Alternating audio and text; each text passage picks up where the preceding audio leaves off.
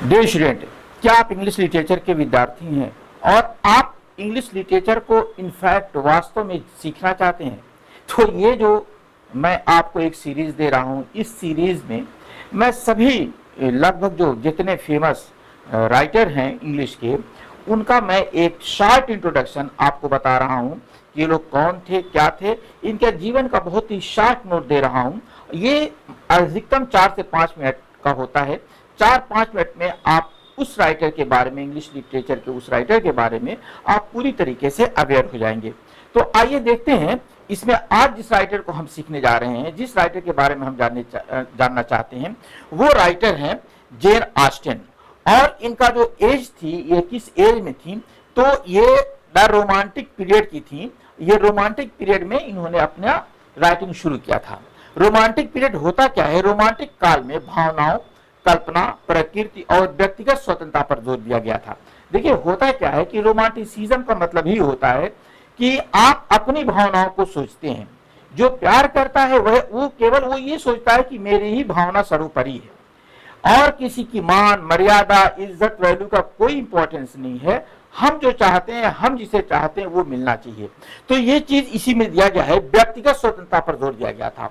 Wordsworth, college और kids जैसे कवियों ने प्रकृति और मानवीय भावनाओं को महत्व दिया। इसमें फिर अगली जो कड़ी आती है रोमांटिक राइटर्स में, रोमांटिक ऑथर्स में, उसमें जो आते हैं उसमें वर्ड्सवर्थ आते हैं, कॉलेज आते हैं और जॉन कीट्स आते हैं। इन लोगों ने प्रकृति और मानवीय भावनाओं को भी महत्व दिया था।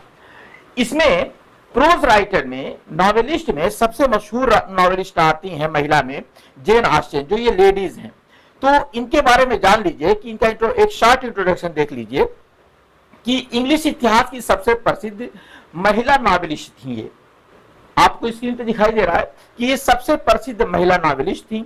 ये अपने उपन्यासों में डोमेस्टिक रियलिज्म, घरेलू यथार्थवाद, घर की क्या सच्चाई है, घर चलता कैसे है, जैसे इसके पहले जो कवि होते थे या जो राइटर्स होते थे वो कल्पना पे अपनी बातों को कहते थे, रियलिस्टिक बातें नहीं कहते थे।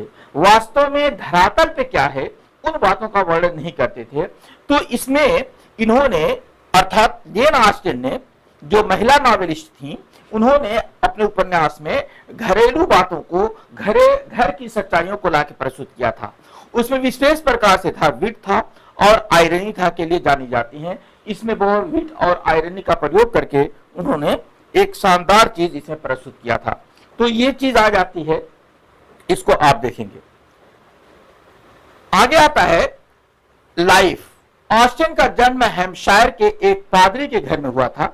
जन्म यहाँ का जो जेन ऑस्टिन जो थी, इनका जन्म एक पादरी के घर में हुआ था और वो जगह थी हैम्पशायर और हुआ था। इन्होंने अपनी पूरी जिंदगी अपने परिवार के बीच शांत माहौल में बिताई और कभी शादी नहीं की।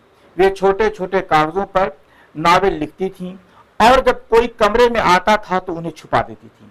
देखिए, एक बहुत इंपॉर्टेंट बात आप जान लीजिए कि उस जमाने की जो राइटर थी तो उनको इस तरीके की चीजों को एक्सप्रेस करने की अनुमति नहीं थी।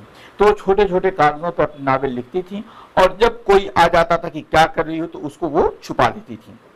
बहुत साफ साफ हिंदी में मैंने लिखा है।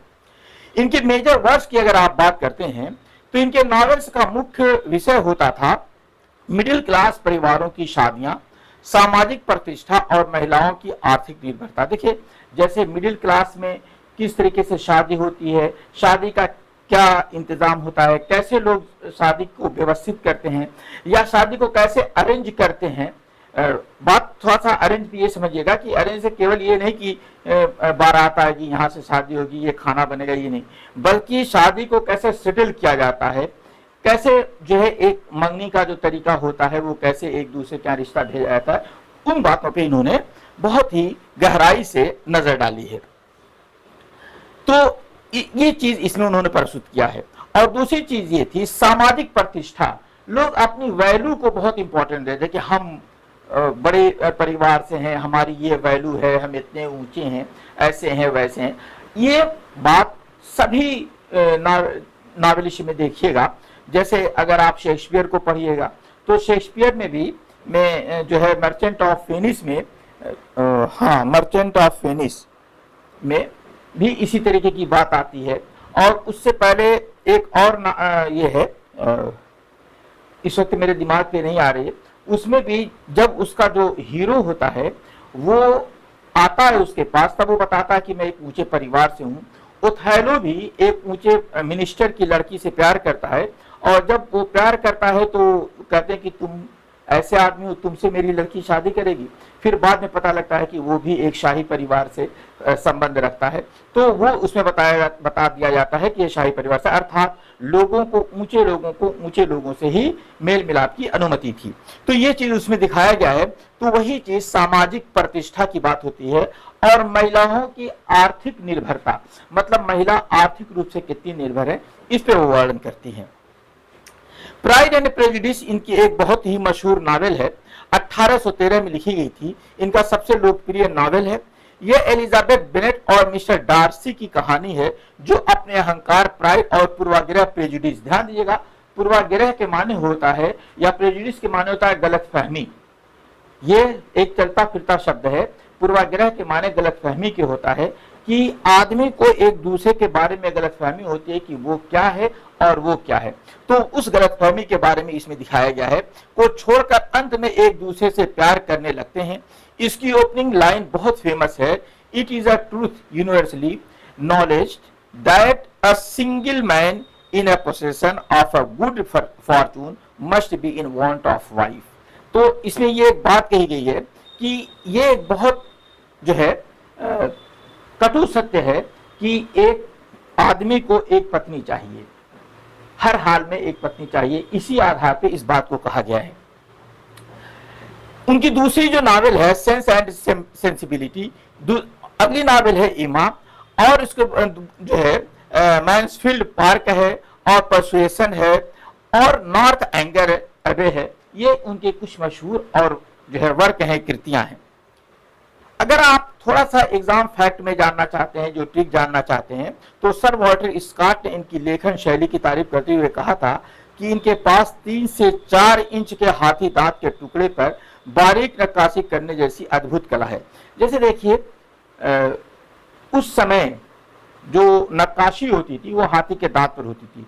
तो ये जो एक बात कही गई है कि हाथी के दांत पर नक्काशी करना, और वो भी छोटे से हाथी के दांत पर नक्काशी करना, उस समय एक बहुत चैलेंजिंग काम था। तो इन्होंने कहा कि इनके पास वो कला थी कि वो छोटे से छोटे हाथी के दांत पर भी एक शानदार नक्काशी कर सकती हैं, अर्थात एक सुंदर और अच्छा नावल लिख सकती हैं। तो ये आपकी थी जेन ऑस्टेन। जेन ऑस्टेन का छोटा सा शानदार सा इंट्रोडक्शन था, उनके जीवन का छोटा सा एक क्लू मैंने दिया। आप इसी तरीके के वीडियो पाने के लिए लिट लैंग्वेज बाय दिलशाद को सब्सक्राइब कर लीजिए, बेल आइकन प्रेस कर लीजिए। इसी तरीके का वीडियो लेके मैं आगे आने वाला हूं, इंतजार कीजिए। मिलते हैं अगले वीडियो में। Thank you.